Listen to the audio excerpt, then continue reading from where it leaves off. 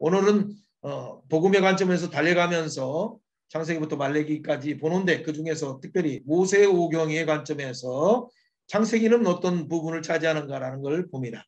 특별히 성경 전체를 통해서 우리가 아브라함과 다윗이라는 그 두 인물이 구속사에서 주는 의미가 크기 때문에 그 두 분을 통해서 예수 그리스도의 족보, 예수 그리스도의 세계가 마태복음 1장 1절부터 펼쳐지기 때문에 우리가 아브라함은 참 너무 중요합니다. 그러면서도 또 하나는 구약 전체를 봤을 때는 이 족장 야곱이 차지하는 위치가 아주 또 큽니다. 하나님께서는 결국에는 아브라함을 선택해 가신 이유는 영적 이스라엘을 만들어서 이스라엘을 통해서 왕 같은 제사장 나라를 삼고자 하는 하나님의 그 마음이 있었습니다. 또 예수 그리스도를 통해서 그들은 장차 오실 예수 그리스도가 펼쳐질 새하늘과 새 땅을 바라보면서 살았습니다. 동일하게 신약의 우리들도 바로 야곱 같은 우리가 어떻게 변화되어서 영적 이스라엘이 되는가. 그래서 유대인이든 이방인이든 에베소 2장 14절 15절에 말씀하신 것처럼 그 중간에 막힌 담을 하시고 하나 되게 하셔서 이방인이든 유대인이든 그리스도 안에서 하나가 되게 하셔서 에베소 2장 20절에 말하는 그 안에서 하나가 성전으로 지어져 가는 것입니다. 성령님이 기뻐하시는 하나님이 기뻐하시는 성전으로 함께 지어져 가는 그런 관점에서 오늘 야곱이 변해서 어떻게 이스라엘이 되는가를 우리가 주의 깊게 바라보는 것이 참 필요합니다.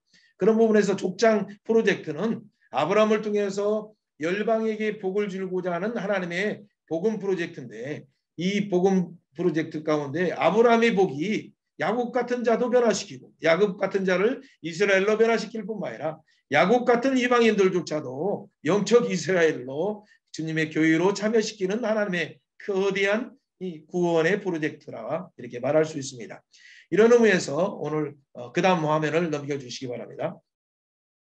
자, 한마디로 말하면 바로 예수 그리스도 장차 오시는 여자의 후손으로 오시는 메시아를 바라보고 그와 합하길 원하는 자는 우리가 세례를 받은 자 그리스도 옷 입었느니라고 이렇게 선언합니다. 이것은 하나님이 이미 아브라함에게 복음을 전하여서 모든 이방인이 너로 말미암아 복을 받으리라 한 그 복이 갈라디아 3장 8절뿐만 아니라 14절에 이방인에게 미치도록 하기 위한 것뿐만 아니라 성령의 약속을 이방인들에게도 주시기 위함입니다. 이것은 에베소 3장 6절에 보면 우리가 동일하게 하나님 안에서 한 상속자요 하나님 안에서 그 구원의 언약의 상속자일 뿐만 아니라 언약의 계승자가 되고 언약의 지체가 되어서 함께 하나님 나라를 이루어간다는 큰 틀에서 에베소의 교회론적인 측면에서 이렇게 우리가 확장해서 보면 되겠습니다. 자, 그렇다면 우리의 삶은 어떻게 해야 될까요? 이 영적으로 그리스도와 함께 옷 입은 자는 바로 자기의 육신의 정욕을 위해서 살아가는 것이 아니라 하나님의 놀라운 구속의 경륜 속에서 우리를 족장으로 부르셔서 아브라함과 같은 열방을 구원하는 축복의 통로로 사용하시는 것처럼 우리조차도 하나님이 원하시는 열방의 축복의 통로로서 사용하기 위해서 우리 자신을 하나님은 쓰시기를 원하십니다. 그래서 우리 자신에 머물러 있지 않고 우리 자신이 하나님 앞에 온전한 헌신이 하는 삶이 되어야 될 것이라 이렇게 확신합니다. 그런 의미에서 믿음의 족장 프로젝트는 전체 노아 시대가 끝나고 이 아담부터 노아의 10대가 끝나서 그 10대의 결과는 심판이었지만 그 아담 하와 그리고 노아까지 오는 10대의 결과 이후에 노아의 세 자녀들을 통해서 셈의 자손부터 그 다음 아브라함을 선택하기까지 또 다른 10대 그러면 20대가 아담부터 지난 것이죠. 그 결과는 뭡니까? 하나님이 멸망을 시키고 싶지만은 하나님께서 노아와 약속하신 것이 있어서 흩으시는 거예요. 흩으시는 하나님의 마음을 생각하면서 그러나 그 흩으심 중에도 그 속에서 흩으셔서 흩음 받은 자들은 사명을 감당하도록 하는 하나님께서 창세기 1장 28절 27절부터 26절부터 주신 그 사명을 감당하고자 하는 마음이 있음을 압니다. 우리가 그런 틀에서 이 70민족 가운데 노아의 후손들이 벌써 70민족이 있습니다. 우리가 구속사를 정확히 연구해보면 노아는 아브라함이 56살까지 살았을 때까지 살아계셨습니다. 960살까지 살았으니까. 여러분 이런 것들을 잘 볼 수 있어요. 그러면 실제 생생하게 지금 노아 이후에 바벨탑 사건도 있고 뭐 모든 사건이 있는데 모든 사람들은 홍수에 대한 얘기를 정확히 알아요. 그렇기 때문에 흩어진 사람들 중에는 그중에 동의적은 한자를 또 쓰기 시작하고 다 그렇게 하는 거예요. 모든 부분에 홍수의 흔적들이 발견되는 것은 바로 그 역사적인 사건이기 때문에 그렇죠. 어쨌든 이 가운데 하나님은 70민족이라는 숫자, 열방의 숫자가 찼을 때 그중에 한 사람을 택하십니다. 족장 아브라함을 택하셔서 그를 통해서 하나님의 놀라운 구속의 프로젝트를 진행하는데 근데 바로 아브라함의 상태는 임신하지 못하는 가정이었다는 걸 우리가 이미 들었습니다. 그 가운데 임신하지 못하는 것은 데라 자체가 셈의 후손으로 오는 데라가 우상 숭배 가운데 빠져서 이 메시아 언약이 계승되지 못하는 그런 상태임을 판정하고 있는 것입니다.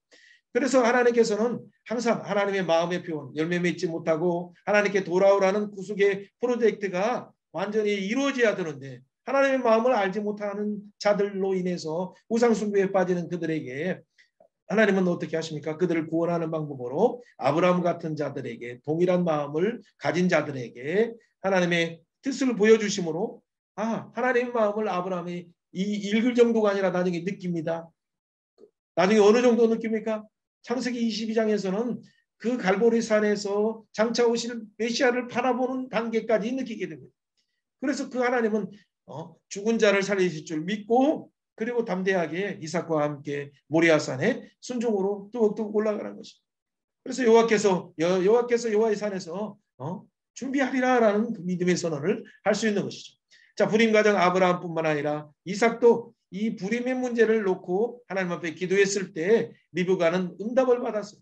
작은 자를 하나님이 쓰시는데 큰 자가 작은 자를 섬긴다는 그 뜻을 알고 이 놀라운 구속사의 메시아의 반열은 작은 자를 통해서 온다는 그 비밀들이 불임을 통해서 사실은 기다리면서 또 기도하면서 알게 되는 것이죠.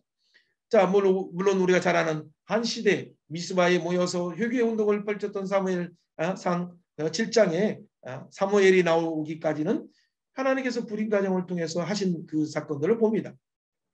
우리가 사가랴의 얘기뿐만 아니라 예수님이 탄생을 예고하는 이런 부분들까지도 자, 이 부분에는 하나님의 불임 가정을 통해서 미리 세례 요한을 준비하시고 또 뭐 마리아를 그곳에 보내셔서 하나님이 정말 놀라운 일을 행하신 것을 알 때 그가 성령이 찾아오셨을 때 가브리엘이 또 찾아왔을 때 수태고지를 할 때 아멘 하면서 적극적으로 하나님 여종을 사용하여 주옵소서 이렇게 하게 되는 것이죠. 자, 이 모든 부분들이 집중되는 것이 무엇입니까? 장차 여자의 후손을 통해서 인류를 구원할 예수 그리스도께 집중되고 있어요. 아브라함과 다윗의 자손 예수 그리스도의 세계라. 자, 성경에서는 지금 달려가고 있지만은 지난번에 말씀드리지 않았던 부분이 뭡니까? 그게 세계 족보. 그것은 뭡니까? 이미 5장에도 아담의 족보가 이렇게 잘 나와 있어요. 창세기 5장에. 그러고 나서 10장에서 이제 노아 이후에 셈에서부터 아브라함이 나오기까지의 그 세계의 열방의 족보는 무엇인가 해서 바로 10장 11장에는 톨레도 이 족보가 나오는 거예요. 근데 이 족보 이후에는 항상 족보가 나오면 새로운 인물들이 등장하는 것을 볼 수 있어요. 이 패러다임이 어떤 의미에서 나오는 것이냐면 족보는 결국 예수 그리스도가 어떻게 태동하는가가 중요한 관심이에요. 아브라함을 통해서 다윗을 통해서 예수 그리스도의 족보가 어떻게 나오는가. 그래서 이 언약이 얼마나 신실한 하나님의 계획 속에서 하나님의 열심으로 하나님의 사랑으로 진행되는가를 보여주고자 하는 거예요. 족보 나오면 우리는 어렵다고 생각하는데 족보 속에서 하나님의 뜨끈뜨끈한 사랑을 우리는 느낄 수가 있어요. 그래서 우리는 족보를 보면 하나님의 시선이 점점 이 여자의 후손으로 오는 메시아 언약에 또 집중하라라고 우리에게 잠깐 막간에 이렇게 숨표를 주시면서 쉼하면서 이걸 주고 가도록 하는 그런 중요한 내용이에요. 그러면 결국에는 나중에 이 야곱이 28장에서 변해서 나중에 32장에서 20년 동안에 놀라운 축복을 받고 이름이 야곱이 이스라엘로 변하고 그러고 나서 나중에 또 아빠 이삭을 묻어두러 이렇게 갔을 때 자 그러면 35장에서 아빠 이삭이 죽어요. 그러면 36장에는 갑자기 에서 족보가 나와요. 그 말은 이제는 새로운 야곱 시대에서 야곱의 12 아들들의 시대가 열린다. 족보가 있으면 그 시대가 열린다는 그런 의미예요. 그것은 먼저 예고하는 것이죠. 그때 37장에는 야곱의 족보는 하면서 이렇게 나오죠. 그때 나왔을 때 요셉이 어떻게 팔리는가. 꿈꾸는 요셉, 하나님이 주신 꿈을 꾸는 그 놀라운 요셉이 어떻게 팔려서 구속사에 먼저 보냄받은 애굽에 보냄받아서 만민의 생명을 구원하는 하나님의 프로젝트 속에 보냄받는가라는 그런 관점에서 먼저 또 36장에 족보가 나온다, 블레셋이 나온다 하면 그래, 이 중에서 하나님이 원하시는 메시아의 반열의 족보 이외에 또 다른 사람들도 나올 때 이 부분을 먼저 우리가 주의 깊게 보면 되는 거예요. 그런데 이런 족보 속에 하나님의 관심이 있는 그 장소를 떠나는 순간은 항상 어떤 위기를 만나는 것인가. 아브람도 역시 그랬고 또 이삭도 그러려다가 하나님의 말씀하심을 따라서 또 이것을 피하는 게 된 것이죠. 야곱도 이런 순간들이 있었어요. 자, 이런 것들을 우리가 주의 깊게 보면서 유다도 이 부분을 이 언약의 땅에서 피하면서 뭔가를 하려고 할 때 문제들이 생기는 것을 우리는 봅니다. 자, 그 다음 한번 봅니다. 다윗의 보좌에서 이 의의 통치를 하시는 메시아의 관점에서 우리는 성경을 달려가도록 합니다. 한번 그 다음 연결해 주세요. 자, 아브라함에 대해서 여기까지 지난번에 우리가 봤어요. 빠르게 한번 눌러보세요. 첫 번째, 하나님께서 아브라함에게 복을 주셨다라는 이 얘기는 먼저 갈라디아 3장 8절에 말하는 복음을 주셨다는 얘기예요. 복음은 뭐 어떤 복음이에요? 그게 너의 자손 예수 그리스도를 준다. 그렇죠? 그걸 통해서 뭐 열방이 복을 받는다. 이 복음의 소식이죠. 그리고 너의 자녀들에게 또 뿐만 아니라 너에게 땅을 준다. 가나안 땅을 줄 뿐만 아니라 영원한 천국을 약속하시죠. 그리고 세 번째, 너에게 임마누엘 동행함을 통해서 하나님께 돌아가고 하나님과 함께 동행하는 삶을 산다. 너를 축복하는 자 축복하고 저주하는 자 저주한다. 이것이 하나님이 주신 복음이에요. 이 복음을 듣고 그는 순종해서 알지 못하는 지시할 땅을 향해서 갔죠. 가서 가는 곳마다 세겜에서 예배드리고 베델에서 예배드리고 그렇죠. 가는 곳마다 예배예요. 근데 이 지시할 땅에서 언약에서 떠날 때 우리가 잘 아는 것처럼 애굽에서 기근 때문에 문제가 만나서 아내를 빼앗길 위기 속에서 하나님은 개입하셔서 그를 보호하시고 또 하나님의 은혜 가운데 바로의 어떤 그 가정에 있는 불임의 모든 문제들을 치료하셔서 바로는 또 하나님 앞에 내가 아차 범죄할 수 있는 가운데 하나님의 개입하심에 대해서 감사해서 또 많은 상급과 보물들을 아브라함에게 허락하시죠. 자, 어떤 그런 상황들 이미 잘 알고 있는 상황이에요. 그렇다면 우리는 이 시간에 사실은 저와 이렇게 풀어서 얘기하기 전에 이미 선교사님들, 목사님들은 말씀에 능통하신 분들이기 때문에 중급반에서는 미리 제가 나눠준 부분들을 훈련해 이렇게 봤다면 그런 내용들을 7가지 관점에서 첫 번째 축복의 약속, 복음을 주셨다. 두 번째 동서남북을 바라보라.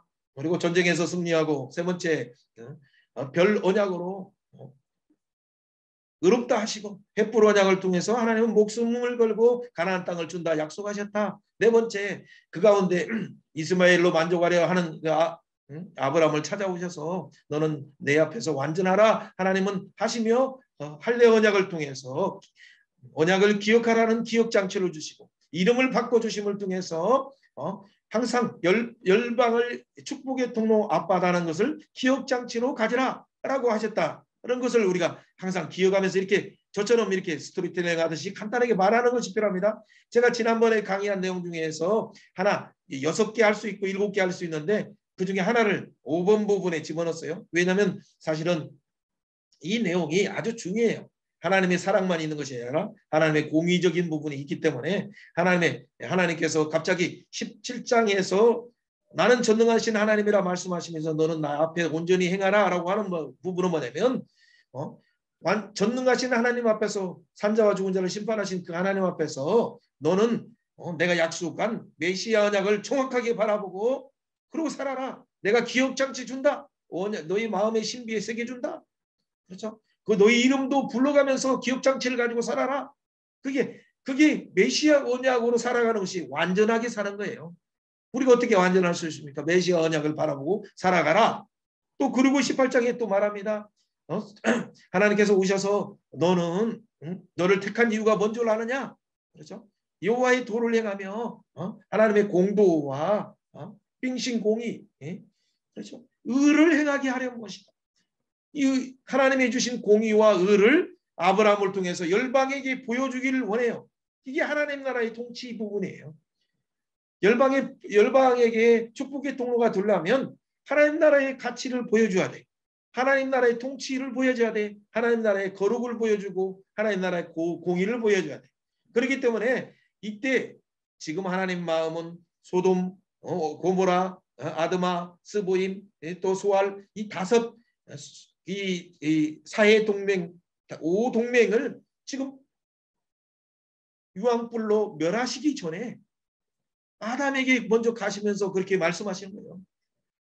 그리고 이제 너의 뜻을 어떻게 너에게 숨기겠느냐 말씀하실 때 아브라함이 그러면 기도하는 거예요. 하나님 앞에 중보기도하면서 너 조카 롯을 불쌍히 여겨주세요. 소돔 땅의 백성들을 불쌍히 여겨주세요. 기도할 때 나중에 여러분 잘 알지만은 19장 29절에 보면 소돔 가운데 롯이 가족들이 구원을 받죠. 이 이유는 뭐예요? 29절에 말한 것처럼 아브라함을 기억하사 그 죄악 가운데 있는 롯의 가족을 구하였다라고 말씀하고 있어요. 여러분 하나님이 주신 땅 칭의 과정에 있는 것만 해도 중요하지만 이 칭의를 가지고 우리가 어떻게 삽니까? 하나님이 주신 은혜를 입은 자로서 하나님이 저 앞에 예수 그리스도의 거룩한 옷을 입은 자로서 이 하나님의 모습 거룩한 예수 그리스도의 모습을 보여주는 거예요. 그게 보여주는 삶에서 그것은 여호와의 공도 의를 행하는 것이 아주 중요해요. 이것이 어떻게 계승되냐면 창세기 18장 19절이 나중에 계시록 9장 6절 7절 계시록 찾지 말고 계시록이 아니라 이사야 9장 6절 7절에 보면 하나님께서 기묘자로 오시는 평강의 왕으로 오시는 그분을 어디에서 다윗의 보좌 앞에서 세우셔서 다윗의 보좌에서 세우시는 게 뭐예요? 열방이 통치하는 방법과 달라요. 그가 통치하는 것은 여호와의 도를 행하고 여호와의 공도를 행하고 여호와의 의를 열방에게 보여주는 통치를 다윗 보좌에서 보여주시기 위해서 메시아를 이렇게 약속하시는 것이죠.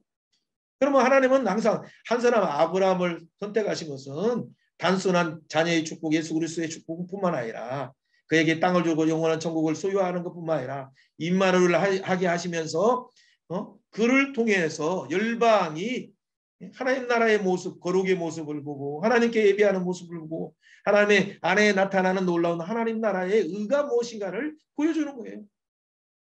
그런 부분에서 5번은 여러분이 소화시키는 분들은 5번까지도 이렇게 하시면 되겠죠. 자, 그리고 우리가 잘 아는 것처럼 6번에 21장에 하나님은 정말 아브라함의 가정에 웃음을 주셨어요. 이삭을 낳았죠. 그리고 이삭을 통해서 그들은 기쁨이 얻었어요. 그런데 그 뒤에 갈등이 이스마엘과 이삭의 다툼이 있죠. 그때 어떻게 교통 정리를 하라 하십니까?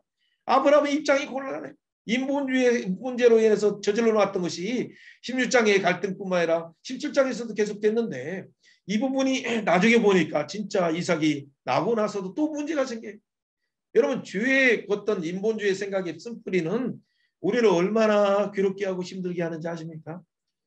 그래서 무거운 짐을 벗어버리는 것은 진짜 믿음의 주에 온전케 하신 예수를 바라보고 히브리서 12장 1절 2절 허다한 증인들이 달려간 것처럼 우리가 달려가려면 뭐냐면 인본주의 쓴뿌리들을 철저하게 주여 성령으로 태워주옵소서 이렇게 기도해야 돼요. 그래서 이것이 우리 안에서 달리는데 주저주지하지 않도록 믿음의 족장으로서 순종의 족장으로서 하나님이 주신 훈련의 족장으로서 그 족장의 길 좁은 길을 달려갈 때 이것이 발목 잡지 않도록 하기 위해서 우리는 인본주의 쓴뿌리들을 철저히 회개하며 성령의 태우심을 통해서 예수 그리스도의 보혈로 깨끗하게 하심을 통해서 우리가 달려갈 수 있는 무거운 짐들을 벗어버려야 해요. 그래야 믿음의 경주를 힘있게 할 수 있는 거예요. 그래서 여러분이 이때 기도할 때마다 항상 하나님 내면의 상처들을 주님 아십니다. 주의 보혈로 덮어주세요. 그렇죠? 어린 양 되신 예수 그리스도의 보혈로 덮어주세요. 그리고 내 안에서 예수의 생명이 드러나게 해주세요. 그렇죠?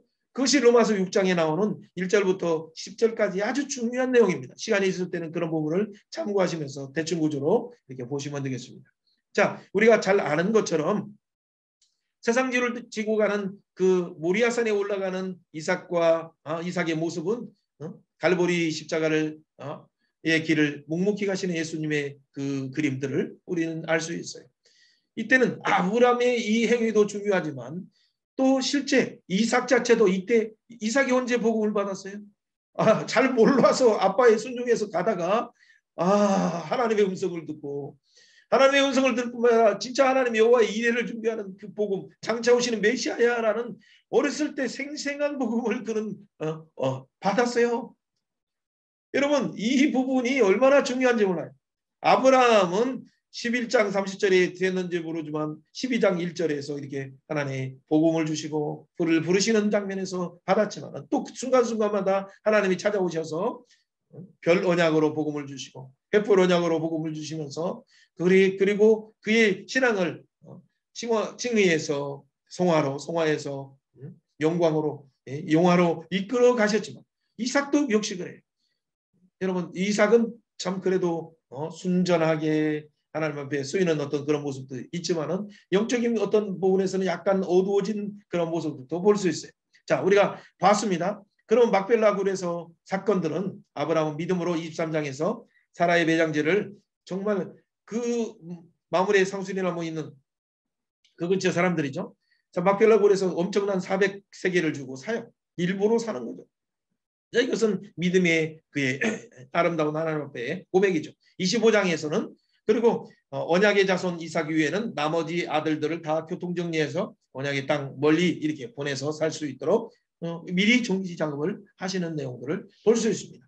자, 그렇다면 이 7가지 내용들을 여러분이 이제 쉬는 시간이 이때 속으로 하는 시간이 됐을 때 가급적이면 유대인들이 하바르트 방식으로 1대1로 이 내용들을 아브라함에 대해서 아브라함의 생애에 대해서 그는 어떻게 복음을 붙들고 메시아 언약을 바라보고 주님의 오심을 기다리며 기뻐하며 생활했는가 라고 하면 아브라함은 12장에서 하나님으로부터 복음을 듣고 갈라디아서 3장 8절 말씀처럼 그는 갈대아 우르를 떠나서 갈 바를 알지 못하는 그 땅에 갔습니다. 그리고 7절에 그 세겜에서 예배를 드렸습니다. 장차 오시는 메시아를 바라보며 베델에서도 예배를 드렸습니다. 이런 식으로 여러분들이 말하는 훈련들을 이렇게 서로 하는 거예요.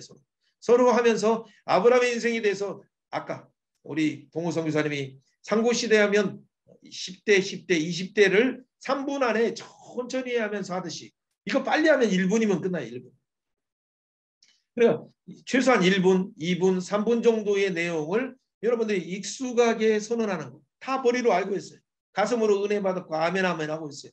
그러나 이것이 언제든지 속사포처럼 눈 감고도 영어로도 중국어로도 뭐 말할 수 있을 정도로 여러분들이 이게 연습하는 것이 참 필요해요. 성령님을 의지하면서 말씀을 풀어주는 자로서 이것을 잘 해야 돼. 자, 그럴 때 진짜 원하는 사람들이 3분만 딱 들려주는 그런 훈련들을 하는 것이 참 필요하다 생각합니다. 자, 그렇다면 그 다음 한번 넘겨주세요. 자, 이런 부분을 항상 앞부분은 뭐냐면 별을 바라봤다는 메시아 언약의 복음을 봤다는 얘기예요. 1. 두 번째는 그때 이 복음을 들었을 때는 항상 두 진영이 나눠진다고 했죠. 그것은 이 두 진영이 나눠지는 것은 우리가 창세기 3장 15절에 나온 것처럼 뱀의 후손과 여자의 후손 사이에 이 영적인 싸움이에요. 영적 전투의 승리의 비결은 오직 예수님의 어린 양의 피, 그리고 예수님의 증언하는 말씀, 그리고 예수님처럼 미라로 희생하는 사랑 외에는 알 수 없어요. 자, 족장의 부분들을 우리가 크게 본다면 그가 칭의함을 받은 것은 뭐예요? 횃불 언약 이전에 하나님이 주신 별들을 세어보라 했을 때 네 자녀가 이와 같으리라 할 때 그는 땅땅땅 하면서 아멘 아멘 했어요. 그때 하나님께서 그를 의롭다 하셨죠. 자, 그리고 달려갑니다. 눌러주세요. 그리고 그의 일생 중에서 22장의 사건은 이삭에게도 놀라운 영향을 끼쳤고 또 야곱은 또 놀라운 하나님의 믿음의 반열로 갈 때 복음을 언제 들었습니까? 바로 28장에서 그 이전에 아빠를 통해서도 들었을 거예요. 또 리브가를 통해서도 들었을 거예요. 그러나 28장에서 그가 베델에서 하나님을 만나는 순간 나는 너의 아버지 조부의 아브라함의 하나님이다. 너의 아버지 이삭의 하나님이다. 나는 너의 하나님이 되기 위해서 왔다 하면서 말씀하실 때 여기가 하나님의 전이구나. 여기가 하나님의 오르락 내려가 하시는 장차 오시는 메시아라는 부분이 바로 이분을 통해서 우리가 하나님 앞에 나아가는구나 하는 것을 알게 됐어요. 다 깨닫지 못했지만 그는 혈통상 메시아 언약을 바라보면 이건 장자 명분으로 받는 것이니까 이걸 받으면 현세의 축복들을 받는 것으로 생각하고 원래 했었는데 아직까지는 다 풀어지지 않았지만 28장에서는 이것을 베델에서 하나님을 만남으로 이 사실을 알게 되는 것이죠. 자, 야곱의 변에서 32장에서 이스라엘로 변하는 내용, 그리고 그 뒤에 유다의 그의 모습 속에서 그의 부끄러운 모습밖에 없지만 38장에서 그가 며느리 다말에게 너의 행동이 나보다 의롭다라고 이렇게 말할 때 그 어떤 때 말했습니까?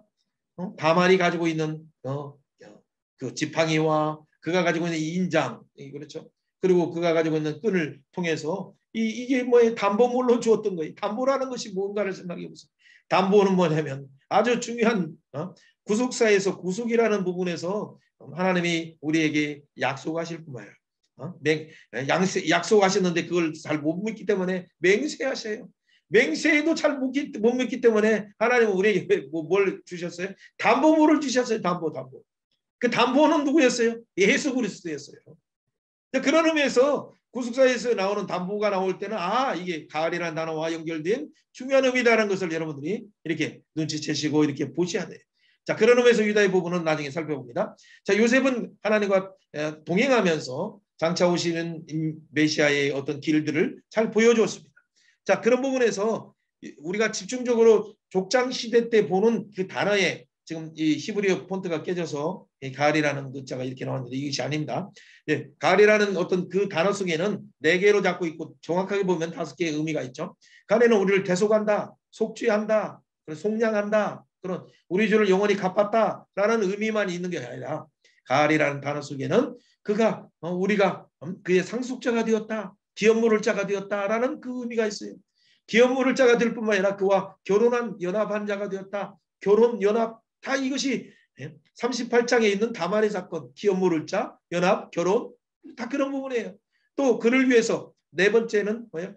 그가 나를 위해서 싸워주신다. 보복해 주신다. 그 이름이 뭐냐면 이스라엘이라는 뜻이 이름이에요. 하나님이 나를 위해서 싸워주신다. 그가 나의 상속자이기 때문에 하나님이 내가 너 상속자가 되고 너는 나의 방태자야. 그렇기 때문에 내가 너를 위해서 싸워주셔. 그 말이에요. 아브라함을 축복하는 자는 하나님께서 축복하고 저주하는 자를 저주한다는 그 말 속에는 임마누엘이라는 말 속에는 이미 이게 들어가 있어요. 하나님 우리를 위해서 보복해 주신다, 싸워주신다는 그런 이름이 들어가 있어요. 그리고 우리는 그 이름을 의지해서 메시아 이름을 의지해서 왕노릇을 하는데 왕노릇은 뭡니까? 예수 이름으로 기도하면 우리가 예수 이름으로 기도하면 하늘에서도 풀려줘요. 우리 예수 이름으로 기도하면 또 기도하면서 묶으면 땅에서도 묶여져요. 하늘에서도 묶여지고 이 엘리야만이 아니라 야고보서 5장 16절에는 엘리야도 우리와 같은 성정을 가진 자들이 그런데 이외에 그런 비유들을 말씀하셨을까요? 이것은 중요한 예수 이름의 권세를 우리에게 주시는 부분이에요. 자, 이 부분들은 조금 더 38장뿐만 아니라 룻기에서 또 출애굽기에서도 우리가 보기 때문에 점진적인 그런 차원에서 함께 나누도록 합니다. 자, 여기까지 보면 우리가 벌써 시간이 이렇게 아까 여러 가지 면에서 문자 이렇게 하다 보니까 벌써 40분이 됐어요. 이제 소그룹을 바로 들어가야 되는데 뒷부분을 연습하지 않고 또 들어가기 조금 아쉬우니까 한 부분만 더 이렇게 봅니다. 예. 자, 아브라함에 대한 이 부분들을 여러분이 봤어요. 아브라함의 두 번째 우리가 항상 첫 번째는 복음을 보라고 했어요. 1, 베스트 1, 2, 3, 7 할 때 1. 자, 이것이 여러분 새로운 이런 스타일로 공부를 안 해봤기 때문에 구속사 하나만 잡으면 안 되고 구속사 속에서 점진적으로 어떻게 확장되는가를 보려면 이걸 잘 봐야 돼요. 첫 번째는 복음을 봐야 돼. 구속의 맥 속에서 복음을 봐야 1. 그렇죠? 두 번째는 뭐야? 그때 갈라지는 두 길이 두 진영이 뭔가를 봐야 돼. 세 번째 본다면 그들의 이 복음을 영접한 자는 창조 질서 속에서 하나님 나라가 어떻게 회복되는가, 하나님과 관계가 어떻게 회복되고 사람과 관계가 어떻게 회복되고 만물이 어떻게 회복되는가는 이 세 가지 관점에서 3이라는 관점에서 봐야 돼요. 근데 이 복음을 거부한 자는 하나님과 관계가 점점점 멀어지고 사람과 관계도 더 악순환이 생기고 만물을 더 황폐하게 하는 그 부분을 여러분 주목하는 것입니다. 그런 부분에서 이번 세 번에 저 2, 1, 3이라고 써 있는 거 있죠, 여러분? 카드 보면 보입니까? 앞에 전면에 보면 2, 1, 3이라고 보이는 것은 뭐냐면 2는 족장 시대를 말하고 1이라는 것은 첫 번째 아브람이라는 것을 말하고 있습니다. 그러면 3이라는 숫자는 뭐냐면 아브라함이 복음을 가지고 하나님 나라 통치 속에서 하나님과 관계는 어떻고 사람 속에서 하나님 나라를 어떻게 족장의 도를 보여줬는가, 그리고 만물을 어떻게 족장의 도를 보여주면서 다스렸는가, 그런 관점에서 보는 키워드예요. 알았죠? 자, 이런 것을 잘 참고하시면서 하시면 상당히 그림 카드가 여러분이 생각보다도 나중에 나눠주는 48개 정도 되는 이것만 가지면 구약이 그냥 손에서 정말 이게 짠짠짠 하면서 펼쳐져요. 동서남북으로 짠짠짠 펼쳐져요. 자, 이걸 잘 생각하시면 돼요. 자, 213 카드를 가지고 온다면 뭐예요? 하나님 나라 통치 속에서 아브라함은 어떻게 살았는가? 먼저 예배를 보여줘서 세겜에서도 베델에서도 예배를 보여줘. 나중에 보면 애굽에 갔다가 다시 돌아왔을 때도 헤브론에서 예배합니다. 또 부엘세바에서도 예배합니다.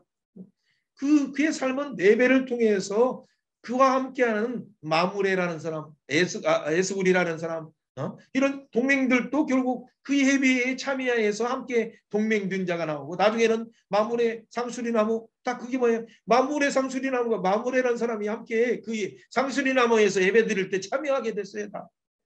여러분 이 성경의 그것을 한 구절 한 구절 잘 보면 우리가 잘 알 수 있는 내용이에요. 문제는 가장 중요한 것은 아브라함 한 사람을 가나안 땅에 보내셔서 그 시대에 하나님 나라의 공도를 보여주시고 하나님 나라 예배가 무엇인가, 하나님 나라의 가치관이 무엇인가를 지금 보여주시는 거예요. 열방의 왕들인 소돔과 고모라, 아드마, 스보임, 소아랑에게도 보여주시고 또 저 메소포타미아에 있는 왕들에게도 뭔가를 보여주시고 이집트에 있는 바로에게도 아브라함을 통해서 보여주신다는 그런 관점에서 3이라는 부분을 여러분들이 나중에 이렇게 확장해서 잘 보면 되겠습니다.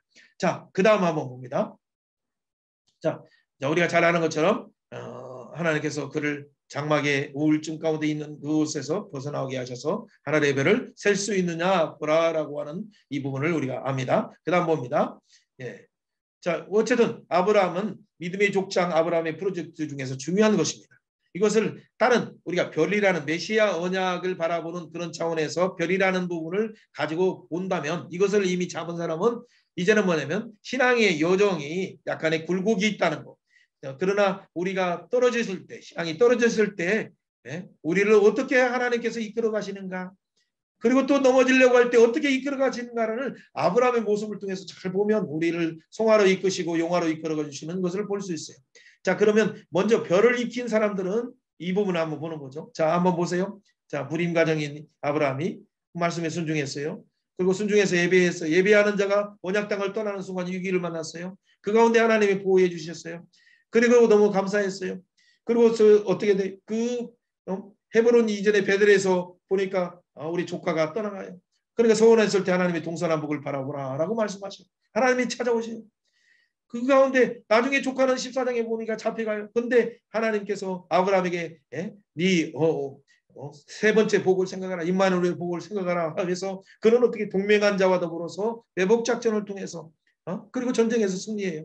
그래서 당시 패권을 잡은 메소포타미아의 사동맹을 이기므로 4의 5동맹조차도 쩔쩔매고 도망갔던 그 당시 패권을 아브라함 작은 족장에 보여줬어요. 이것은 하나의 상징적인 것이면서 뱀의 후손들을 뱀의 머리를 깨트리는 여자의 후손으로 오시는 분이 예수의 이름으로 메시아 언약을 바라보고 살아가는 자는 이런 상징적인 사건들을 반드시 주신다는 것을 보여주신 거예요. 이것이 골리앗을 물매로 깨트리는 그런 것과 같은 어떤 효과가 있다는 걸 기억하면 돼요. 자, 이때 살레명 멜기세덱에 대한 얘기도 히브리서 5장에서 7장을 잘 기억하시면 돼요. 그 다음 눌러주세요. 자, 그 가운데 롯을 구출하셨어요. 자, 그럼 넘어갑니다. 자, 헷볼 언약, 별로 언약, 이것은 언약사의 중요한 내용이에요. 자, 그러나 16장에서 10년 정도 되니까 75세에 대해서 나중에 10년 정도 됐을 때 한 85세 정도 됐을 때 하나님이 찾아왔었어요. 그다가 나중에 보니까 또한 세월이 흘렀겠죠. 자, 이 인본주의의 악순환의 사건 우리가 잘 알죠. 그러고나 그날 하나님께서 찾아오셔서 그리고 나는 전능하신 하나님이라 내 앞에서 완전히 행하라 하면서 기억장치 준다. 언약 할례를 주고 기억장치 준다 하면서 그의 이름을 계명했다는 것을 기억하시면 됩니다. 자, 그 다음에 부분이 뭐예요? 그래서 점점점 그의 삶 자체는 하나님을 기쁘게 하는 자로서 하나님의 공의를 위해서 열방을 구원하기 위해서 실제 소돔과 고모라를 위해서 기도하고 그리고 그들을 위해서 놀라운 일을 하는 것을 볼 수 있어요. 그를 통해서 그 이후에 이삭이 출생하고 그리고 믿음의 신앙의 높은 경지에 이르게 되죠. 이게 모리아산에서의 하나님 앞에 들임이 되는 것이죠. 이걸 통해서 그는 진짜 믿음의 족장이라는 놀라운 영광의 타이틀을 얻게 되고 시작하고 그의 삶은 나중에 다윗 왕 헤브론을 400세겔로 사고 나서 그는 다윗 왕이 오는 그 기초를 연결해 놓았어요. 그래서 아브라함과 다윗의 자손 예수 그리스도의 세계를 연결해 주는 그런 놀라운 일을 했습니다. 자, 오늘 하나 더 눌러보세요. 그 다음 화면은 어떤 화면이에요? 자, 인본주의 방법은 악순환을 가져온다는 그런 부분을 가지고 나중에 뭐 이렇게 한번 기억하시면 되겠습니다. 그래서 하나님을 신뢰하고 하나님 앞에 납작 엎드려서 우리가 죽은 자 같지만은 죽은 태와 같지만은 다시 살리시는 그 하나님을 바라보고 메시아를 바라볼 때 사단에게 권세를 깨뜨리고 사망 권세를 깨뜨리고 부활하신 그 능력이 그에게 바라본 자, 그에게 붙은 자에게 그 부활의 능력이 고린도전서 15장처럼 나타나는 거죠. 그 바라보는 법칙을 어떻게 사용하는가라는 부분은 우리가 기억장치로 주신 말씀, 언약의 할례나 또 이름을 부르는 것, 그걸 통해서 할 수가 있다는 걸 기억하면 됩니다. 자, 옆에 계신 분에게 한번 축복해 봅시다. 당신은 열방의 아빠입니다. 당신은 열방의 엄마입니다. 당신을 통해서 예수 그리스도의 복음이 증거되는 순간 열방이 하나님 앞에 돌아옵니다. 그렇죠? 이 놀라운 은혜가 어떻게 임했습니까?